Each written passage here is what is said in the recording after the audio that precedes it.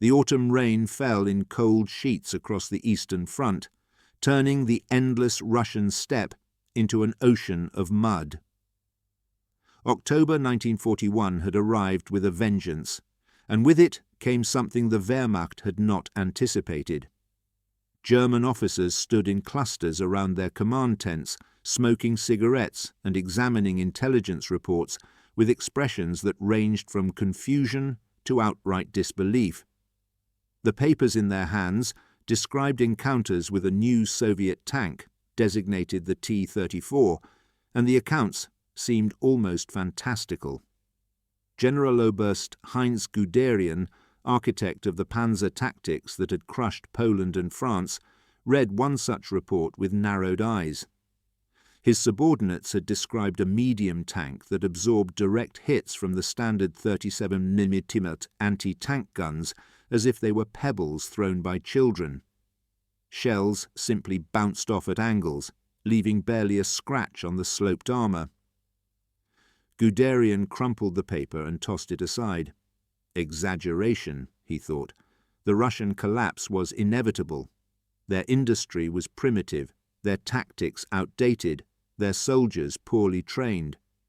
How could they possibly produce a tank superior to German engineering? The confidence was not unfounded.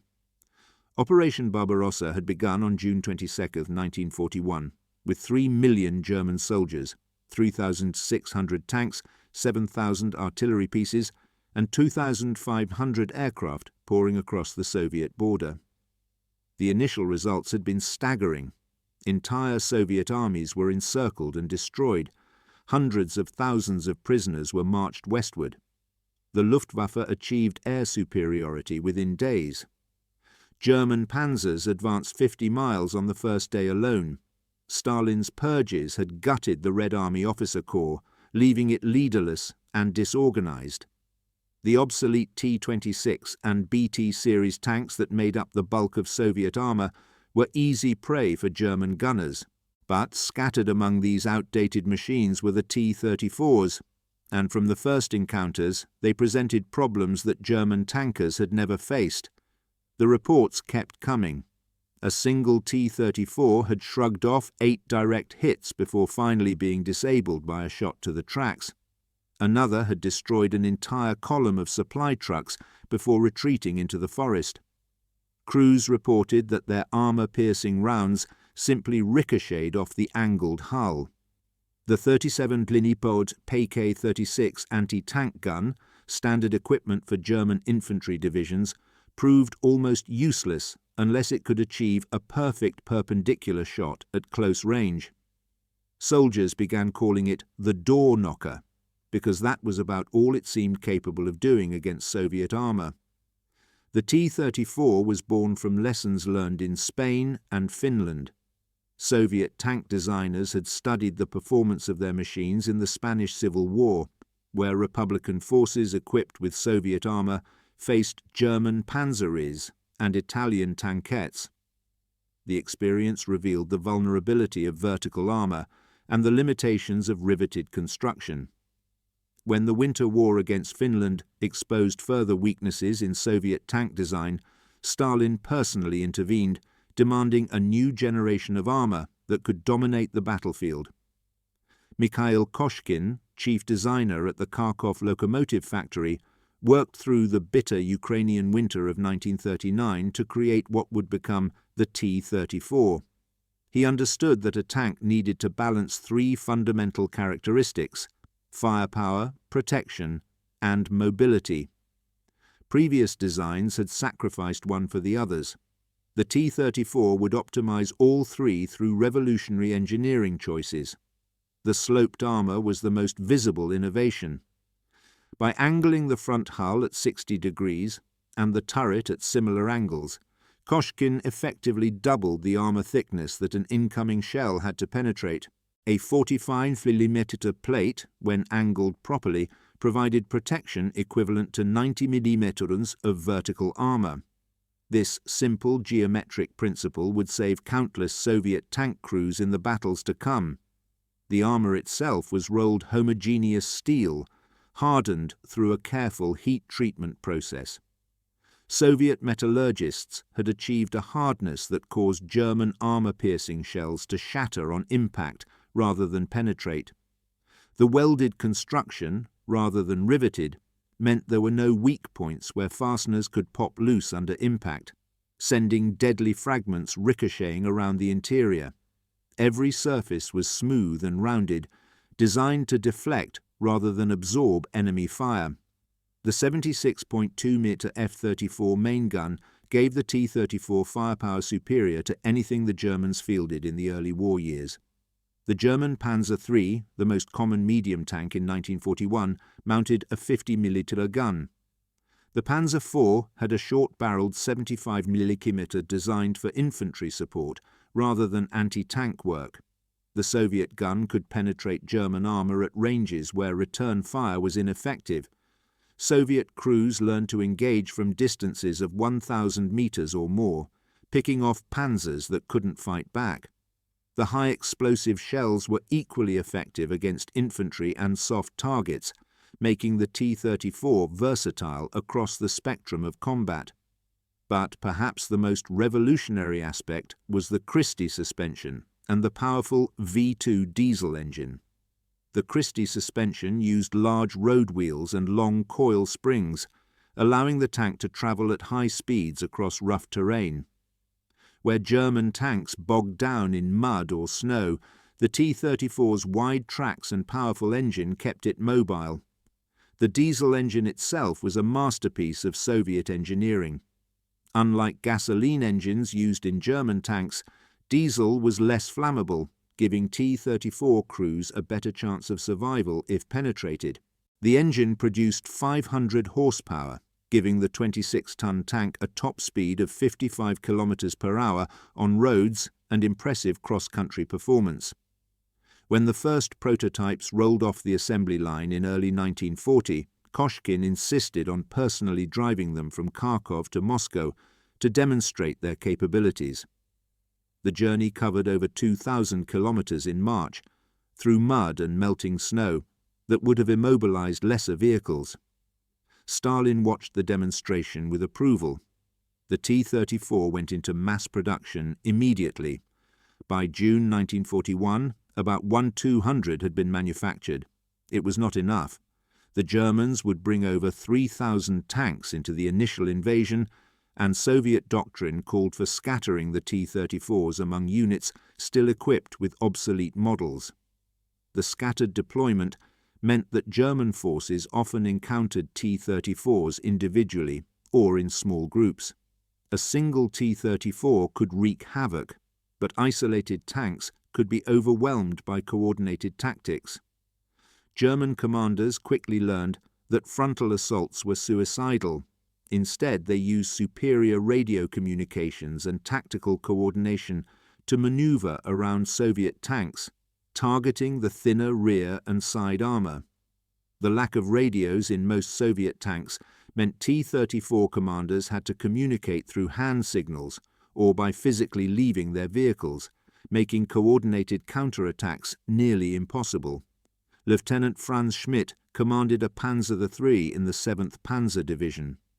His diary entry from July 15, 1941, captured the shock of first contact. They had been advancing through Ukraine when 3 T-34s appeared on a ridgeline. Schmidt's company opened fire at 800 meters. He watched his shells bounce off like sparks from an anvil. The Soviet tanks descended the slope and began returning fire. Within minutes, 2 Panzer IIIs were burning wrecks. Schmidt ordered a retreat, using smoke grenades to cover their withdrawal. That evening, around campfires, the crews debated what they had seen. Some argued it was a fluke, others that Soviet armor had been exaggerated in thickness. Schmidt knew better. He had seen his shells impact dead center and ricochet skyward. The Wehrmacht had a problem. The solution came through adaptation rather than new equipment. German forces began using the 80-meter flak gun, originally designed as anti-aircraft artillery, in a direct-fire anti-tank role. The high-velocity 80-meter shells could penetrate T-34 armor at reasonable ranges. but the guns were heavy, difficult to maneuver, and vulnerable to artillery. They required prime movers to transport and time to set up. In fluid combat situations, they often couldn't be positioned quickly enough. The more practical solution was tactical: concentrate fire, target the tracks to immobilize, then maneuver for flank shots, use combined arms, bringing infantry forward with demolition charges and close assault weapons, call in Stukas for precision dive bombing. Above all, avoid one-on-one confrontations. By October 1941, as the German advance closed on Moscow, the Wehrmacht had destroyed over 20,000 Soviet tanks. The victory seemed complete. Soviet resistance was collapsing.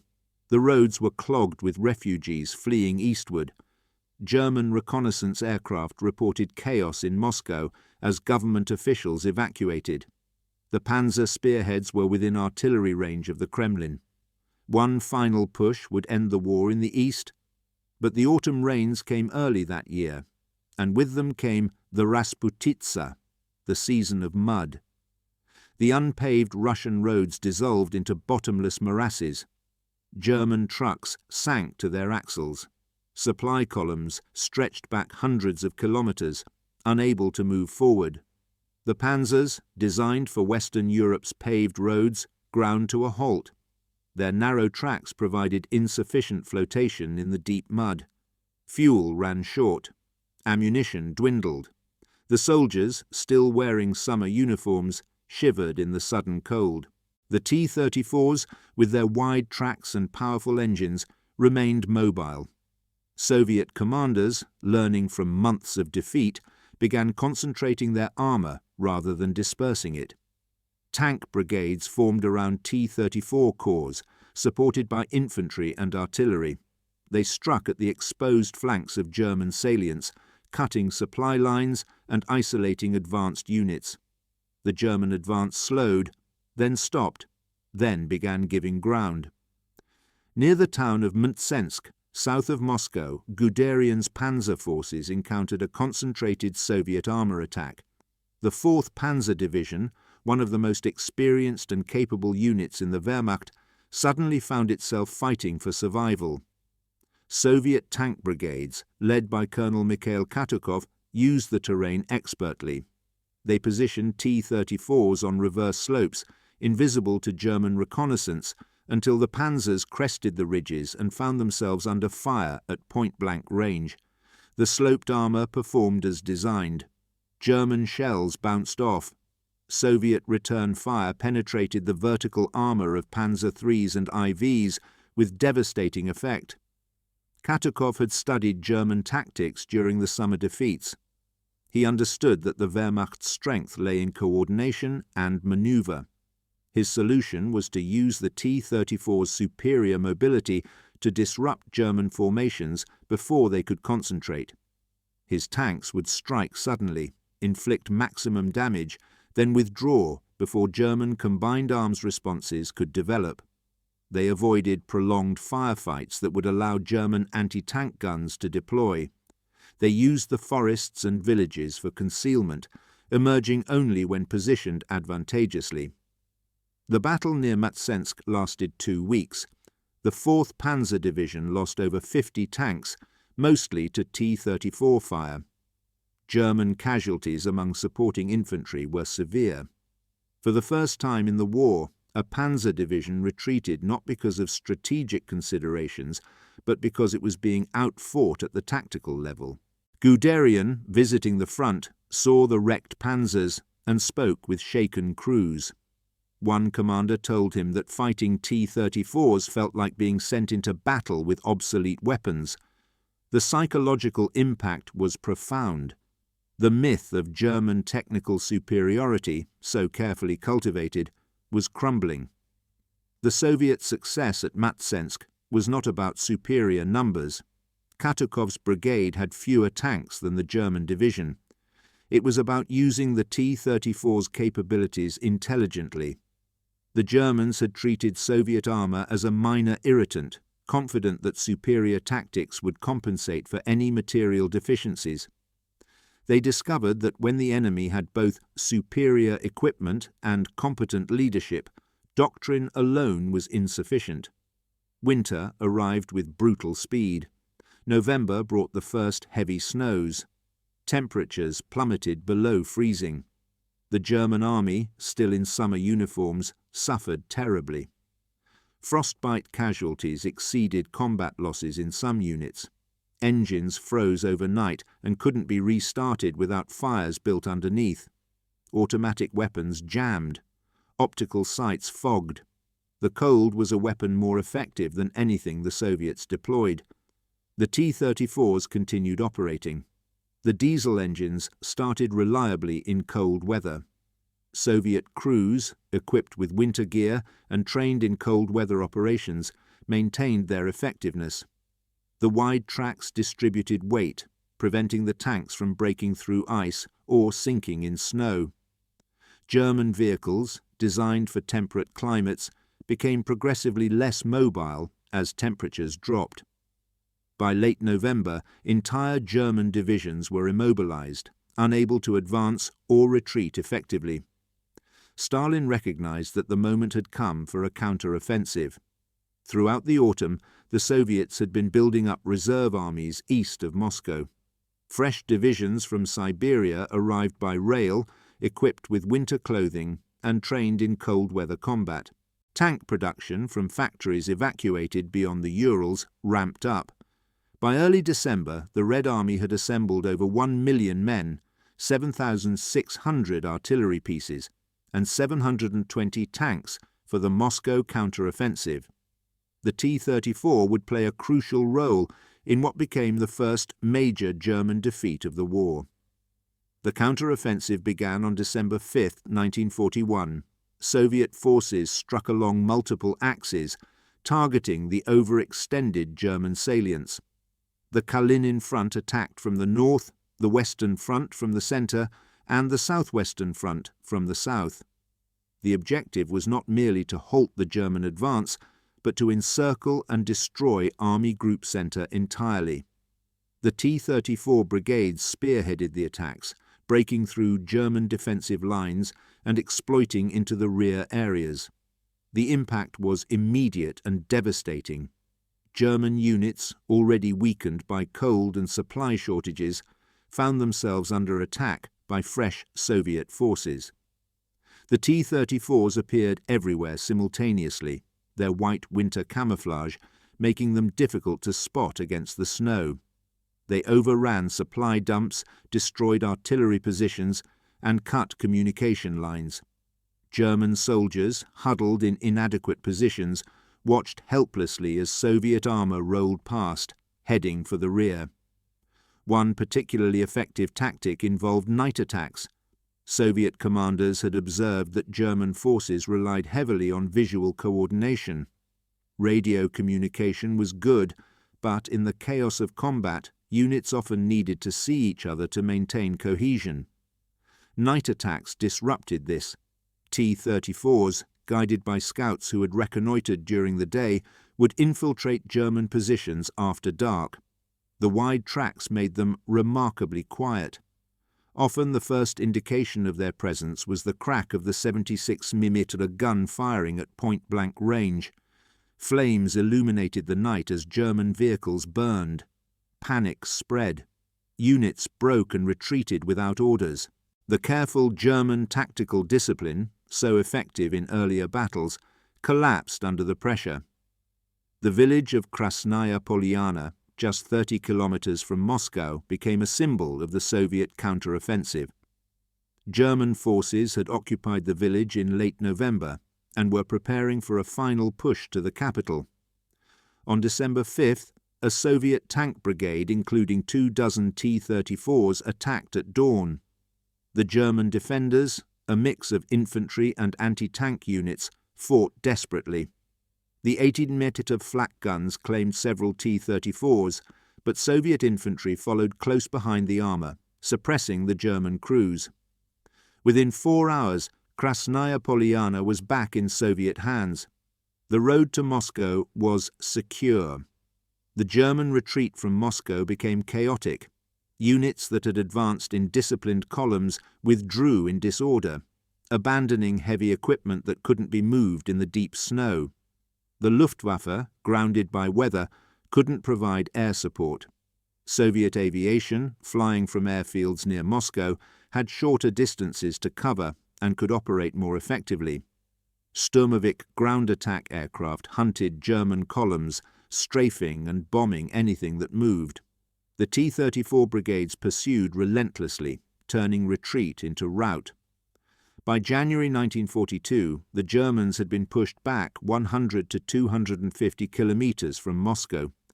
The immediate threat to the Soviet capital was eliminated. More importantly, the aura of German invincibility was shattered. The Wehrmacht, which had conquered most of Europe in 2 years, had been defeated by the Red Army. The victory came at enormous cost. Soviet casualties in the Moscow campaign exceeded 900,000 tons, but it proved that Germany could be beaten. The T-34 emerged from the Battle of Moscow with an enhanced reputation. Soviet propaganda celebrated it as a war-winning weapon. Crews developed affection for their machines, naming them and decorating them with slogans. The most successful tank commanders became heroes, awarded medals and promoted rapidly.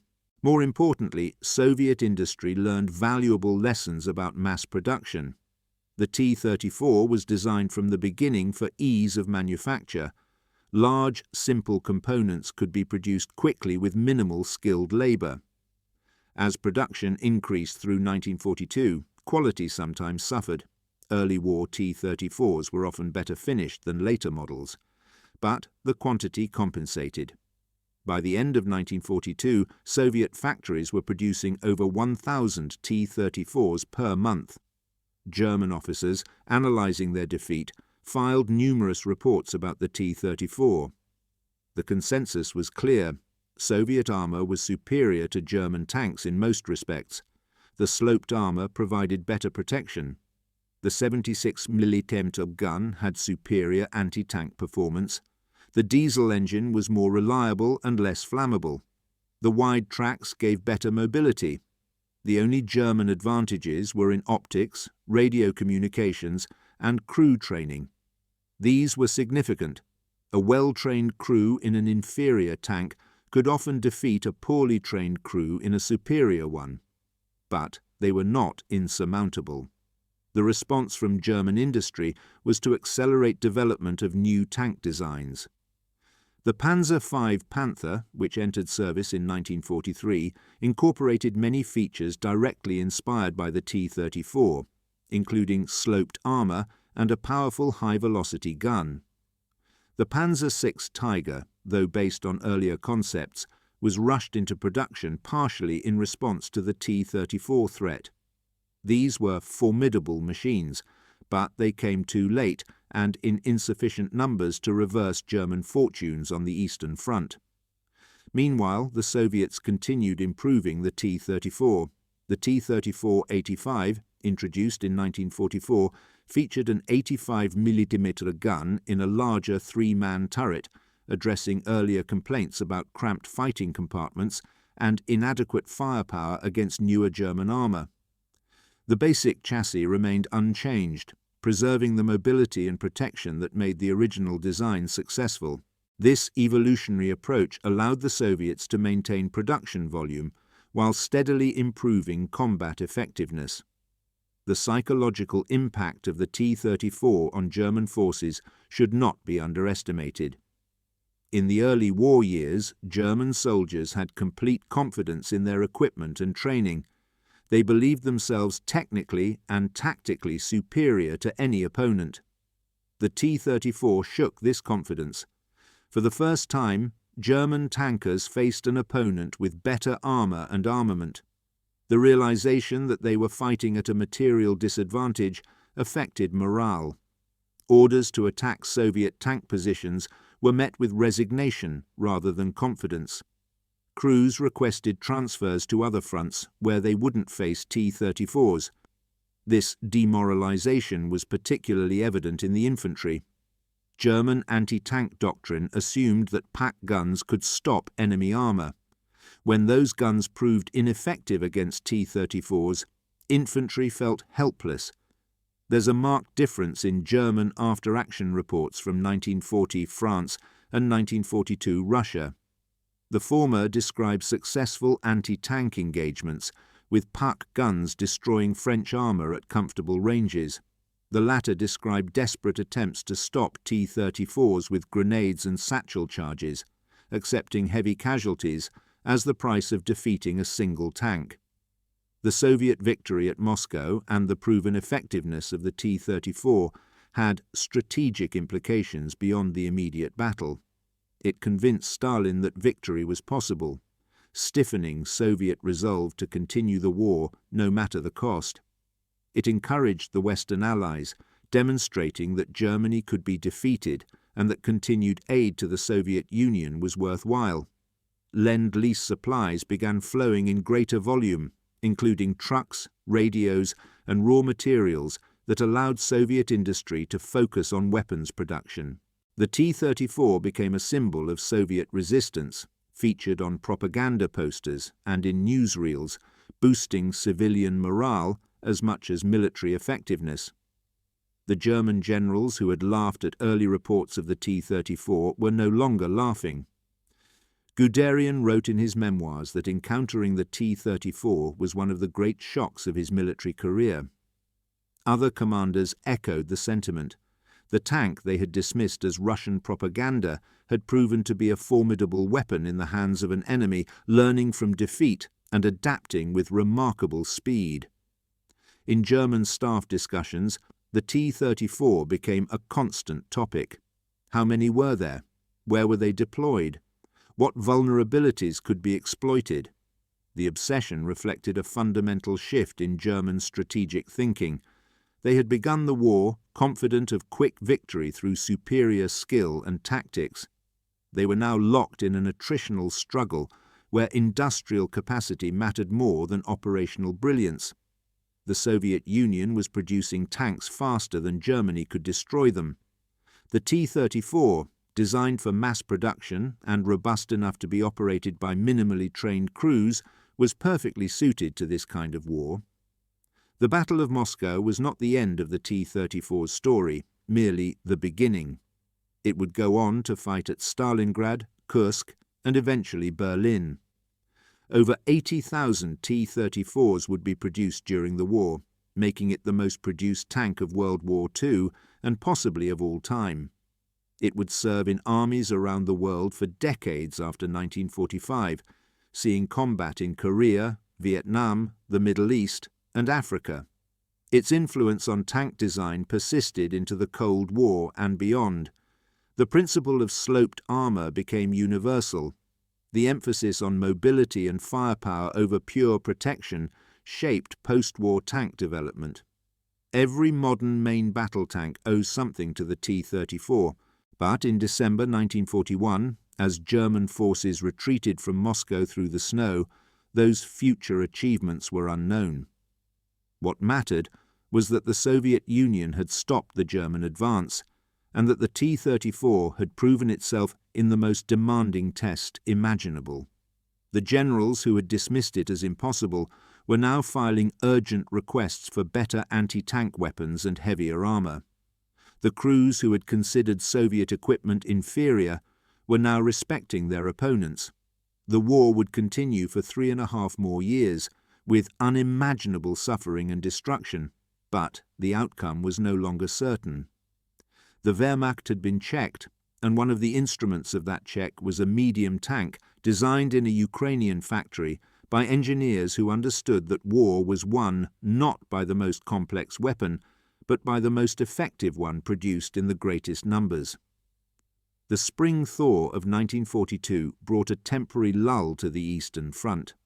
The frozen ground that had enabled winter operations turned into the familiar mud that paralysed mechanized warfare. Both sides used the time to rebuild, rearm, and plan for the summer campaigns. The Germans, stung by their defeat at Moscow, were determined to regain the initiative. The Soviets, emboldened by victory but realistic about their losses, prepared for renewed German offensives while continuing to expand T-34 production. The tank factories had become the heart of the Soviet war effort. The Kharkov locomotive factory, where the T-34 was designed, had been evacuated to the Urals ahead of the German advance. Workers disassembled entire production lines, loaded them onto trains, and reassembled them at Tankograd, a massive industrial complex built around Chelyabinsk. Other factories in Nizhny Tagil, Omsk, and Stalingrad joined the production effort. The evacuation was a logistical nightmare, executed under desperate conditions, but it preserved Soviet industrial capacity when factories in Ukraine and Western Russia fell to the Germans. Production methods were ruthlessly simplified. Pre-war T-34s had been carefully finished with ground and polished surfaces. Wartime models eliminated such refinements. Welds were rough. Armor plates showed mill scale. Interiors were bare metal with minimal paint. Tools and equipment were reduced to essentials. The goal was maximum output with minimum labor hours. A pre-war T-34 required approximately 8,000 man-hours to build. By late 1942, this had been cut to 3,700 man-hours. By 1943, some factories were producing complete tanks in under 2,000 man-hours. The quality sometimes suffered. Gearboxes and clutches were particular weak points. But battlefield survival rates meant that maintenance issues mattered less than getting tanks to the front. The workers were often women, teenagers, and men too old or injured for military service. They worked 12-hour shifts, sometimes longer when delivery quotas demanded it. Food was scarce. Housing was primitive. The factories were cold in winter and stifling in summer. Yet productivity increased month by month. Soviet propaganda celebrated the tank workers as heroes equal to frontline soldiers. Workers who exceeded quotas received extra rations and public recognition. Entire factories competed to meet Stalin's production targets. The sense of contributing directly to victory, of building the weapons that would destroy fascism, sustained morale through conditions that would have broken less motivated populations. The Germans, meanwhile, were having their own industrial debates. The appearance of the T-34 had sparked urgent discussions about German tank development. Some officers advocated copying the T-34 directly. A captured example was shipped to Germany and thoroughly analysed. Engineers confirmed that Soviet design was sound and that the angled armour provided exceptional protection for its weight. However, German industry rejected direct copying. Cultural pride played a role. German engineering was supposed to be superior, not imitative. More practically, German manufacturing methods differed from Soviet ones. The T-34 was designed around large castings and simple welded assemblies that suited Soviet industrial capabilities. German factories specialized in precision machining and complex assemblies. Converting to Soviet methods would require retooling entire production lines, causing delays Germany couldn't afford. Instead, German engineers designed new tanks incorporating lessons from the T-34 while retaining German manufacturing approaches. The Panther tank, designated Panzer IV, featured sloped armour similar to the T-34, a powerful 75 mm high-velocity gun, and improved mobility through a new suspension system. On paper, it was superior to the T-34 in almost every respect. In practice, it was also far more complex, expensive, and difficult to maintain. A single Panther required the resources to build 3 T-34s. Maintenance demanded skilled mechanics and specialized parts. The early models suffered from reliability problems, particularly with the transmission and final drives. Panthers would break down on the march to battle, leaving them as roadside wrecks for Soviet troops to examine. The Tiger tank was even more extreme. Its 80mm gun could destroy any Allied tank at ranges exceeding 2,000 meters. Its thick armor made it nearly invulnerable to most anti-tank weapons, but it weighed 57 tons, consumed fuel at prodigious rates, and required constant maintenance. Each Tiger cost as much as 4 Panthers or 12 T-34s.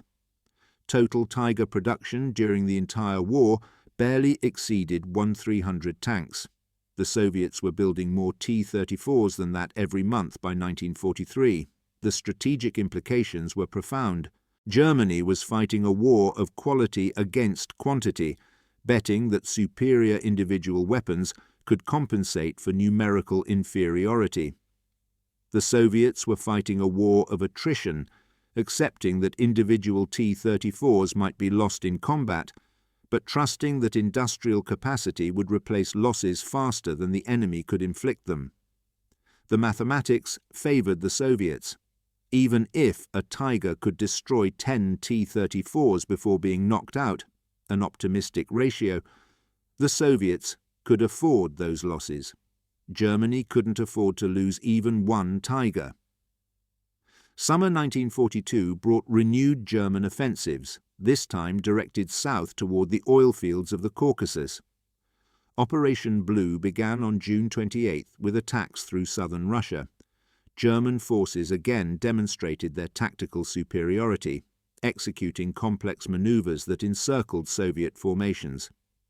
But the absolute collapse of 1941 didn't repeat. Soviet commanders had learned to avoid encirclements, trading space for time. They conducted fighting retreats, delaying the Germans while preserving combat power. T-34 brigades served as mobile reserves, counter-attacking to slow German advances and cover withdrawals. The city of Stalingrad became the focal point of the summer campaign. Originally a secondary objective, it assumed symbolic importance for both Hitler and Stalin. The Germans committed increasing resources to capturing the city. The Soviets poured reinforcements into its defense. By August, Stalingrad was a battlefield consuming entire armies. The urban combat negated many German advantages. Panzers couldn't maneuver in rubble-choked streets. Air superiority meant little when targets were hidden in cellars and ruins. The battle devolved into grinding close combat, where determination mattered more than sophistication. T-34s were used differently in Stalingrad than in open terrain. They couldn't exploit their mobility in narrow streets. Instead, they became mobile pillboxes, positioned to cover key intersections or support infantry assaults on specific buildings. Soviet crews learned to fight from prepared positions, using buildings for cover while engaging German armor at point-blank range. The 76mm gun, firing high explosive shells, was devastatingly effective against infantry in buildings. A single round could collapse walls and create casualties across entire rooms. One tank commander, Lieutenant Nikolai Zhukov, kept a diary of his experiences in Stalingrad. His T-34 was hit repeatedly but remained operational.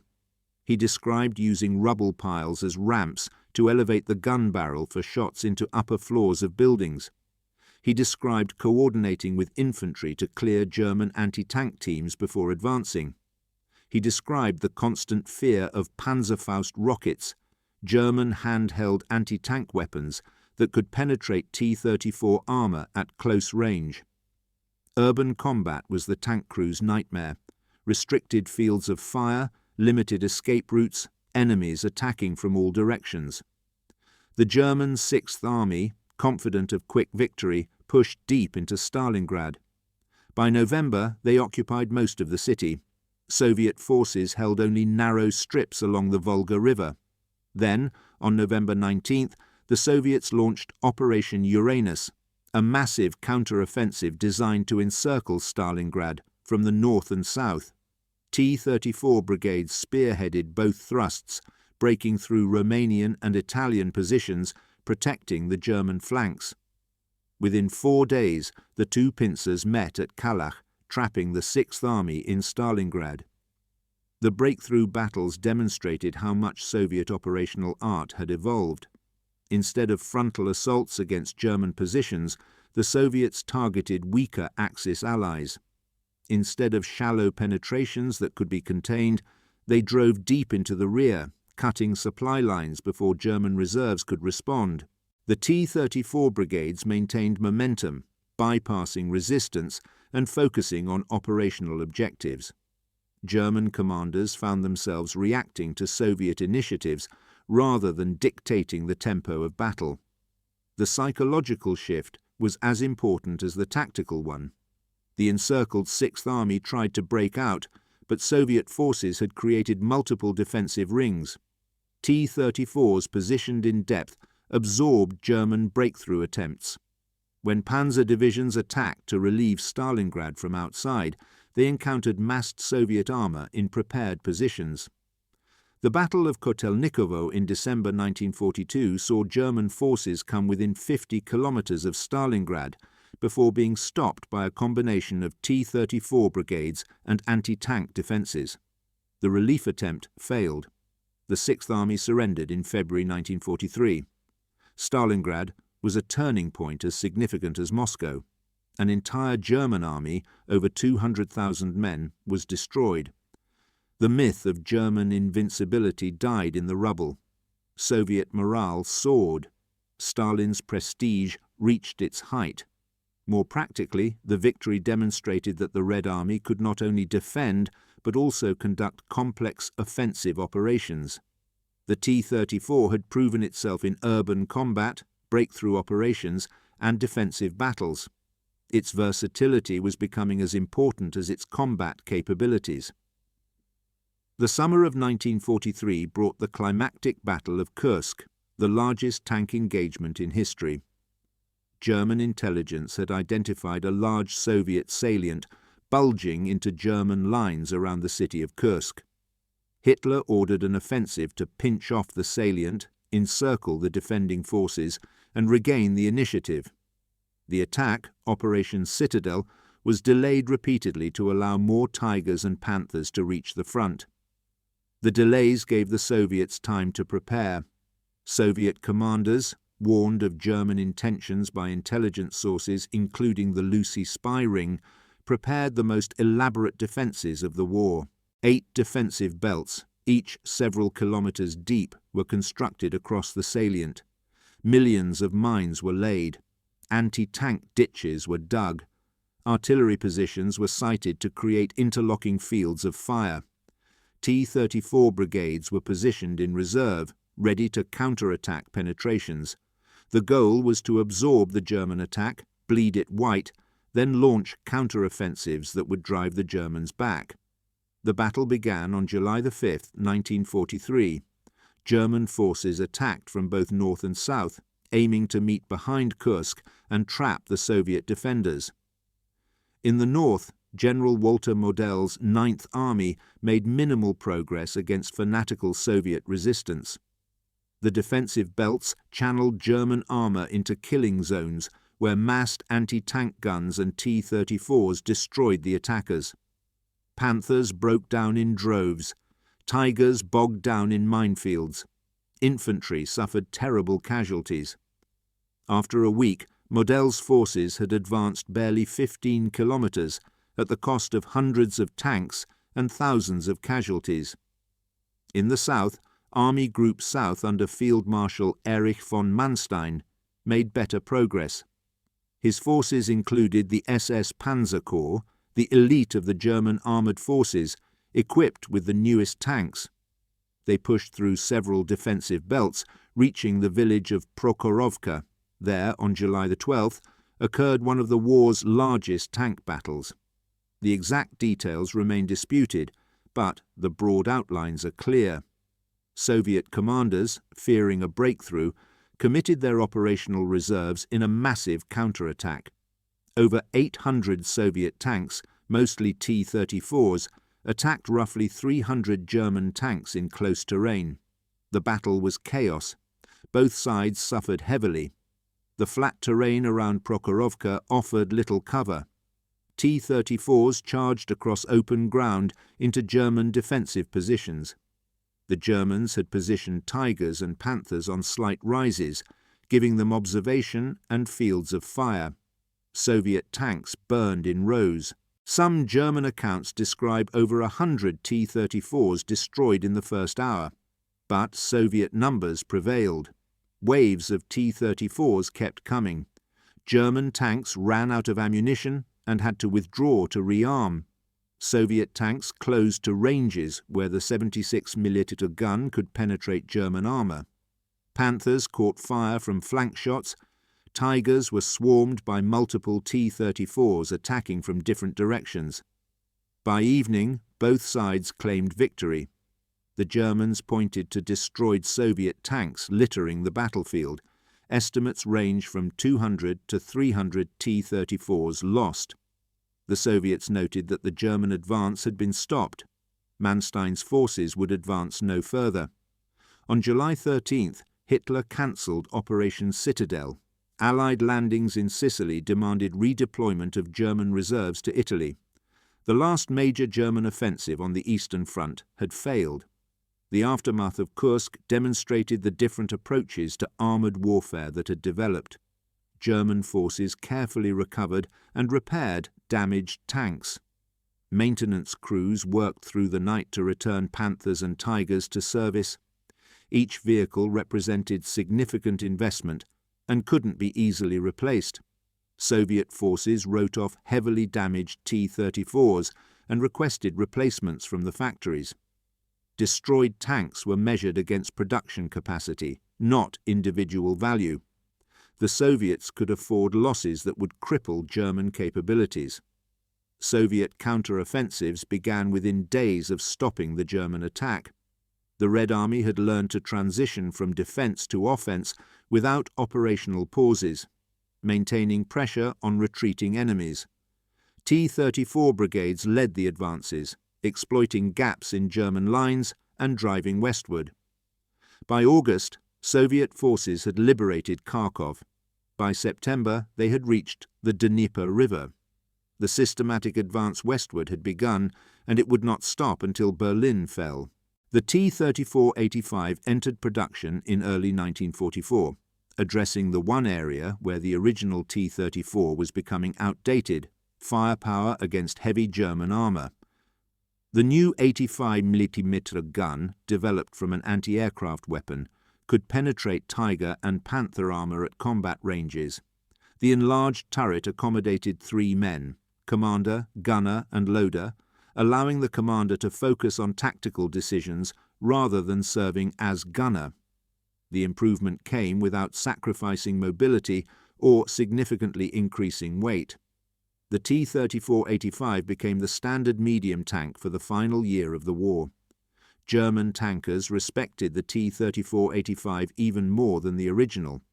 It combined the T-34's advantages with firepower approaching that of German heavy tanks. In combat, a well-handled T-34-85 was deadly to any German armour. The only consistent German advantage remaining was in optics and crew training. German tank sights were superior, allowing accurate fire at longer ranges. German crews were generally better trained, though the gap was narrowing as Soviet training programs improved. These advantages mattered in individual engagements, but couldn't overcome Soviet numerical superiority and operational competence.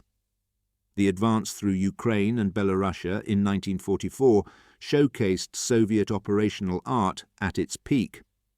Multiple simultaneous offensives kept German forces off balance. T-34 brigades punched through German lines, then exploited deep into the rear, encircling entire army groups. Operation Bagration in June 1944 destroyed Army Group Center, inflicting casualties comparable to Stalingrad. The advance liberated Minsk and pushed German forces back to Poland. Unlike 1941, there was no dramatic collapse. The Red Army systematically destroyed German combat power through sustained operations across a 2,000-kilometre front. Personal accounts from T-34 crews reveal the human dimension of these battles. Vladimir Alexeyev, a loader in a T-34-85, described the physical exhaustion of combat. Loading 85 milliputter shells, each weighing over 20 pounds, for hours during sustained engagements left him barely able to move afterward. The noise was deafening even with headphones, the interior filled with fumes from fired shells. Summer heat made the tank unbearable. Temperatures inside could exceed 50 degrees Celsius. Winter cold was equally brutal, with frost forming on metal surfaces that could freeze skin on contact. Yet Alexeyev also described pride in his tank, affection for his crew, and satisfaction in contributing to victory. Survival rates for T-34 crews improved as the war progressed. Early war crews often lasted only weeks. By 1944, experienced crews might survive months or even the entire war. Better tactics played a role. Soviet commanders learned to avoid suicidal charges and used terrain effectively. Improved crew training helped. But simple mathematics were most important. As German armour strength declined, encounters became less deadly. By late 1944, many German divisions lacked any tanks at all. T-34 crews found themselves supporting infantry against defensive positions rather than fighting tank duels. The drive into Germany in 1945 was different from previous campaigns. The Soviets were now fighting on enemy territory, with all the logistical complications that entailed. Supply lines stretched back thousands of kilometers. The Germans, defending their homeland, fought with desperate determination. Yet the outcome was never in doubt. Soviet superiority in tanks, artillery and aircraft was overwhelming. Cities that might have taken months to capture in 1941 fell in days to coordinated assaults. The Battle of Berlin in April 1945 was urban combat on a massive scale. Over 6,000 Soviet tanks participated, including thousands of T-34s. The fighting resembled Stalingrad, but with roles reversed. German defenders used rubble and ruins for cover. Soviet tanks systematically reduced strong points. The 85mm gun was ideal for bunker busting. High-explosive shells could collapse buildings and eliminate positions that would have required infantry assaults. T-34s advanced behind rolling artillery barrages, crushing the last organized German resistance. The cost was heavy. Urban combat remained the tank's nightmare. German defenders armed with Panzerfausts could approach undetected through rubble. Tanks caught in narrow streets couldn't maneuver away from threats. Soviet losses in Berlin numbered in the hundreds of tanks. But the losses were acceptable, measured against the strategic objective. Berlin fell on May 2, 1945. The war in Europe ended a week later. The final accounting revealed the T-34's impact on the war. Over 84,000 were built between 1940 and 1945, representing roughly half of all Soviet tank production. They equipped the majority of Soviet tank brigades and divisions. They participated in every major battle from Moscow to Berlin. Their influence on tank design persisted for decades. The principle of balancing firepower, protection, and mobility rather than maximizing any single characteristic became standard.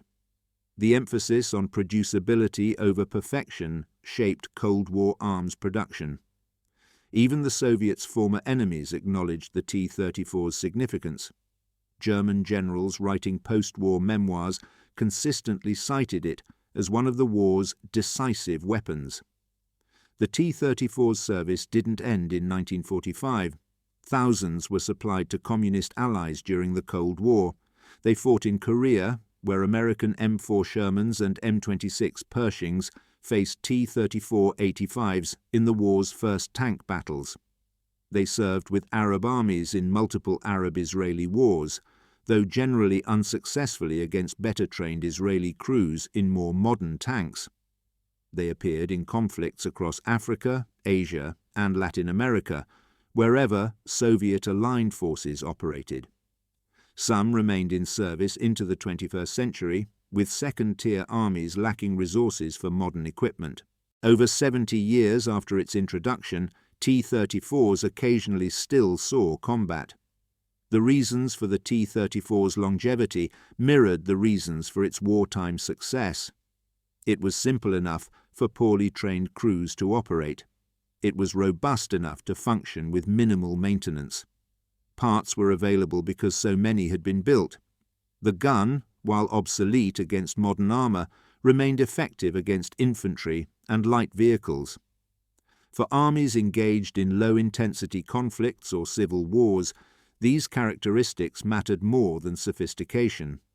A working T-34 was more useful than a broken modern tank.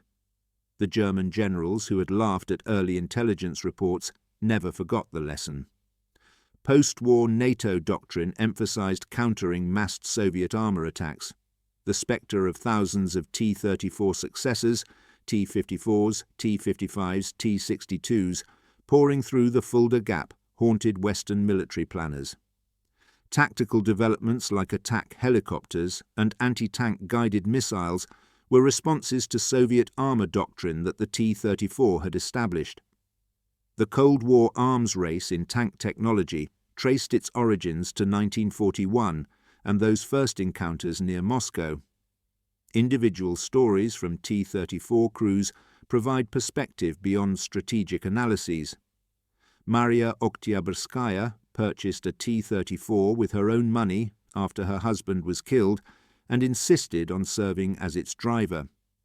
She fought through Ukraine and Poland, earning medals for valor before being killed in action in 1944. Dmitry Lavrinenko commanded a T-34 platoon and was credited with destroying 52 German tanks in 2 months before his death, in December 1941. Zinovy Kolobanov's single T-34 engaged a German column at close range, destroying 22 tanks in 30 minutes before withdrawing undamaged. These stories, verified by German records and Soviet after-action reports, illustrate that in skilled hands, the T-34 was lethal beyond normal expectations. The technical achievement represented by the T-34 shouldn't obscure the human effort behind it. The engineers who designed it worked under Stalin's terror, knowing that failure could mean execution. The factory workers who built it endured conditions that killed thousands from exhaustion and malnutrition. The crews who fought in it faced death rates that would be unacceptable in modern warfare. Soviet victory came at a cost of over 11 million military dead and perhaps 20 million total casualties. The T-34 was part of that victory, but it was purchased with suffering on a scale difficult for later generations to comprehend. Western histories sometimes portray the Eastern Front as simply mass against skill, Soviet hordes overwhelming German quality through sheer numbers. This narrative does disservice to both sides. The Germans weren't helpless victims of numerical superiority. They were a professional, competent, ruthless enemy that came frighteningly close to victory. The Soviets weren't mindless automatons. They learned, adapted, and eventually developed operational capabilities matching or exceeding German proficiency. The T-34 symbolizes this Soviet evolution. It was the right weapon for the war the Soviets needed to fight, designed by engineers who understood their own industrial capabilities and strategic requirements. The contrast with German tank development is instructive. German engineers designed tanks they wanted to build, sophisticated machines showcasing technical excellence. Soviet engineers designed tanks they could build, practical machines that solved specific problems with available resources. The Panther was arguably a better tank than the T-34 on an individual basis, but Germany couldn't build enough Panthers to matter. The Soviet Union could build enough T-34s to win. In total war, adequacy in numbers beats excellence in small quantities. This lesson influenced post-war Soviet military doctrine profoundly. Quantity has a quality all its own became an unofficial motto. Soviet armies emphasized mass production of acceptable equipment over limited production of exceptional equipment.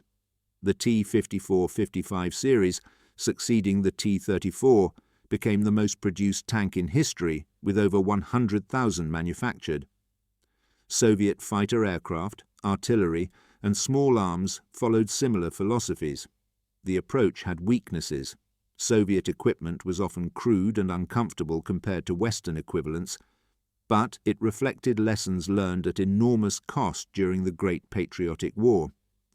The T-34 also influenced Soviet society beyond military affairs. It became a symbol of Soviet industrial capability and communist triumph over fascism. Monuments featuring T-34s were erected across the Soviet Union and Eastern Europe. Films depicted T-34 crews as heroes. Children played with T-34 toys. Veterans who had served in them enjoyed public respect. The tank transcended its role as weapon to become cultural icon. Even after the Soviet Union's collapse, T-34 monuments remained, often maintained by local communities that valued them as symbols of victory over genuine evil. The technical lessons spread beyond the Soviet Union. Allied observers studying captured T-34s learned about sloped armor, diesel engines, and wide tracks. These features influenced post-war Western tank development. The American M26 Pershing incorporated sloped armor. The British Centurion used similar principles. French, Swedish, and other nations' post-war designs reflected T-34 influence. The family tree of modern main battle tanks traces back through multiple branches, but the T-34 is among the most important ancestors.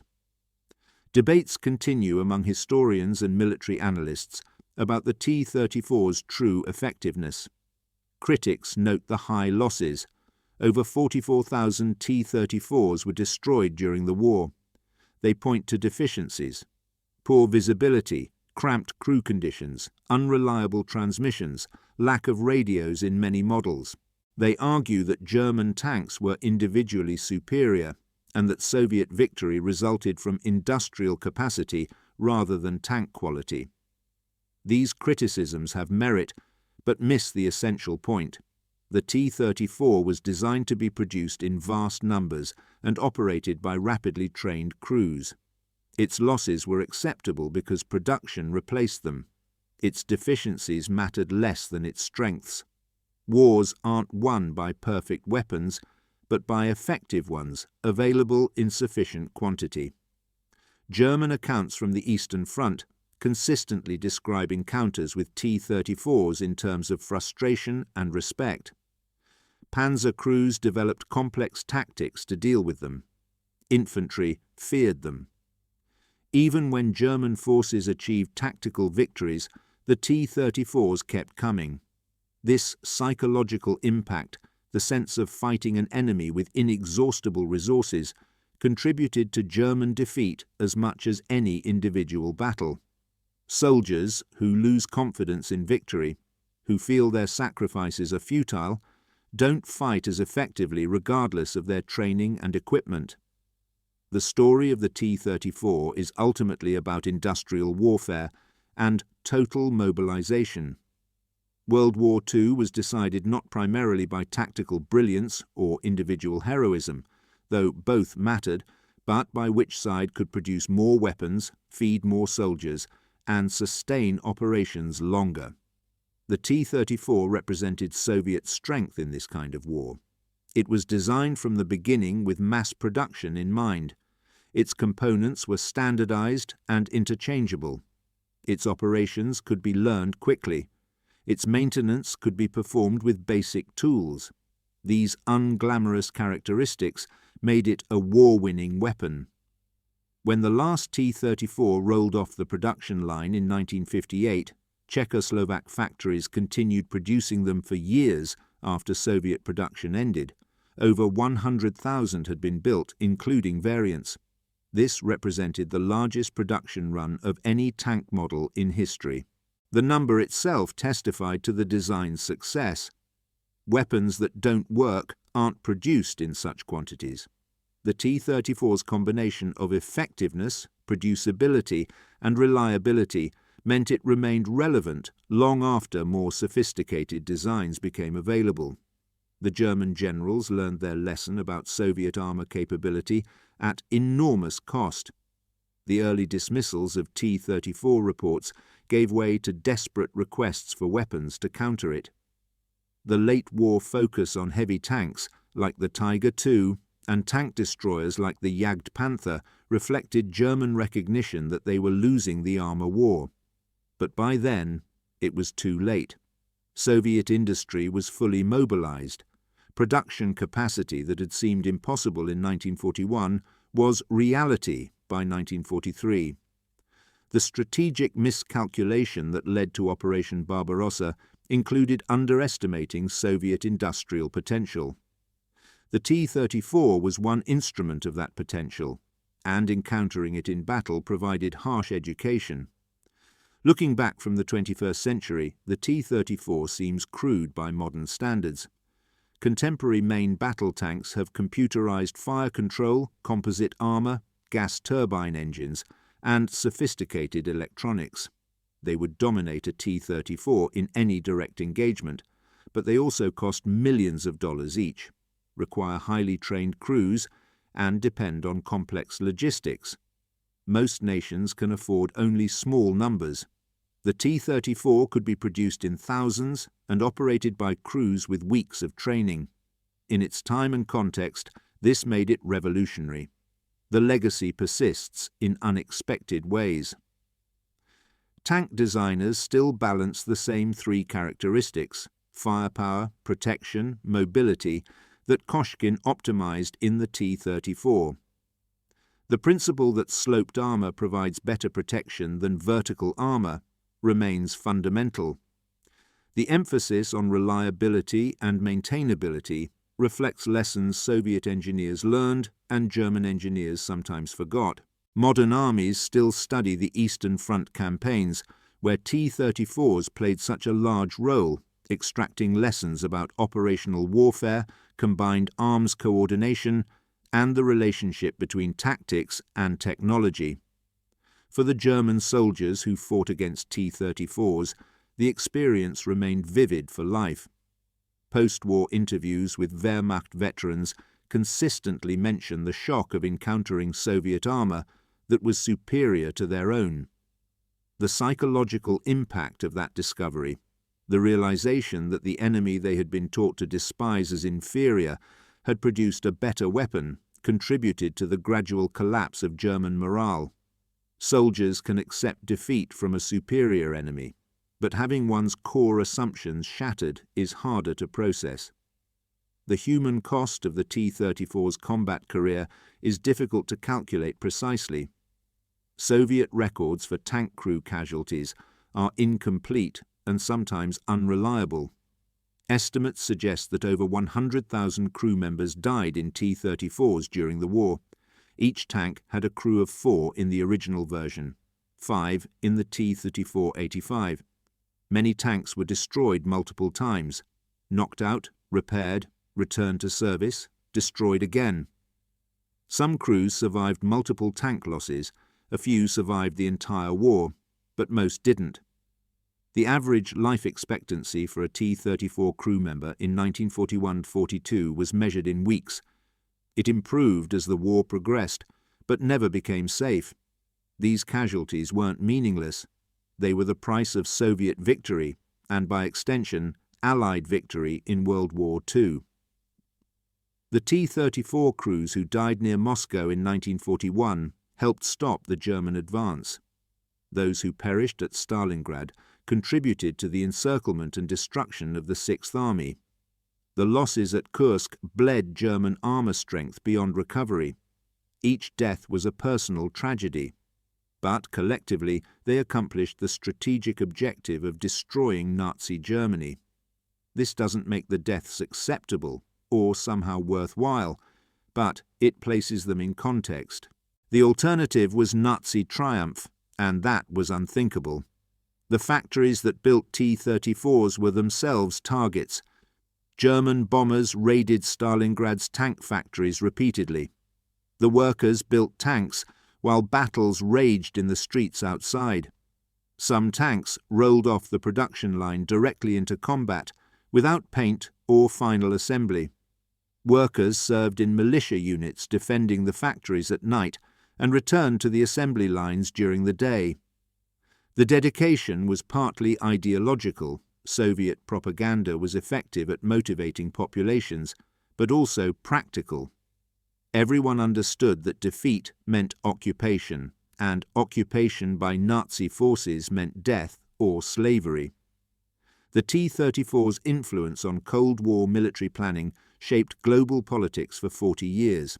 NATO preparations for defending Western Europe assumed massive Warsaw Pact armour attacks led by T-54s, T-62s and T-72s, all descendants of T-34 design philosophy. American military budgets justified by the Soviet tank threat funded the development of advanced weapons systems. The arms race included a tank race, with each side producing new models responding to perceived enemy advantages. This competition bankrupted the Soviet Union ultimately, but its roots lay in World War II and the T-34's battlefield success. In the final accounting, the T-34 deserves its reputation as one of the war's decisive weapons. Not because it was the best tank, that's debatable and depends on criteria, but because it was the right tank for the Soviet Union at that time. It could be produced in the necessary quantities, it could be operated by available crews, it could survive the conditions of the Eastern Front, it could destroy German armour effectively enough to contribute to victory. These practical virtues mattered more than any theoretical superiority. The German generals who laughed at early T-34 reports learned painful lessons about underestimating enemies and overestimating one's own capabilities. The confidence that led to Operation Barbarossa's launch assumed German superiority in all dimensions of warfare. Encountering a Soviet weapon that was demonstrably better than German equivalents shattered those assumptions. The strategic consequences rippled through the entire German war effort. If the Soviets could produce superior tanks, what else might they accomplish? The psychological impact on German leadership contributed to increasingly desperate decisions and ultimately to total defeat. For the Soviet Union, the T-34 represented validation of the communist system's ability to compete with capitalist industrial powers. Soviet propaganda claimed that socialist organization enabled achievements impossible under capitalism. The T-34's success seemed to prove this. In reality, the tank's development reflected competent engineering and ruthless prioritization rather than ideological superiority. But the symbolic value was real. Soviet citizens endured terrible suffering during the war. They needed to believe their sacrifices mattered, that victory was possible, that the system they lived under could triumph. The T-34 provided tangible evidence supporting those beliefs. The story of the T-34 is ultimately a human story. It's about engineers designing under threat of execution for failure, factory workers laboring to exhaustion and beyond, soldiers fighting in machines that were coffins as often as weapons. It's about adaptation, learning from defeat, and ultimately prevailing against an enemy that began with overwhelming advantages. The tank itself was metal and machinery, but the story is about the people who designed it, built it, and fought in it. Their achievement deserves recognition beyond simple technical appreciation. As the decades pass and World War II fades from living memory into history, the T-34 endures as symbol and artifact. Museums display them worldwide, restored examples participate in commemorative events. Engineers study them for design lessons. Historians analyze their battlefield impact. For those who served in them, the surviving veterans now in their 90s, the T-34 remains personal. It was their workplace, their weapon, their protection, their companion through the war's worst moments. The bond between soldier and equipment is strong when that equipment means the difference between life and death. The laughter of German generals who dismissed the T-34 in early reports died away quickly. By Moscow, they understood what they faced. By Stalingrad, they feared it. By Kursk, they knew they were beaten. The tank they had mocked proved instrumental in their defeat. History has its ironies, and this ranks among the more bitter for those who experienced it. The T-34 crushed more than panzer divisions. It crushed German hopes for easy victory, assumptions of racial and technical superiority, and ultimately the entire Nazi war machine. That is its true legacy, written in the snow before Moscow and the ruins of Berlin.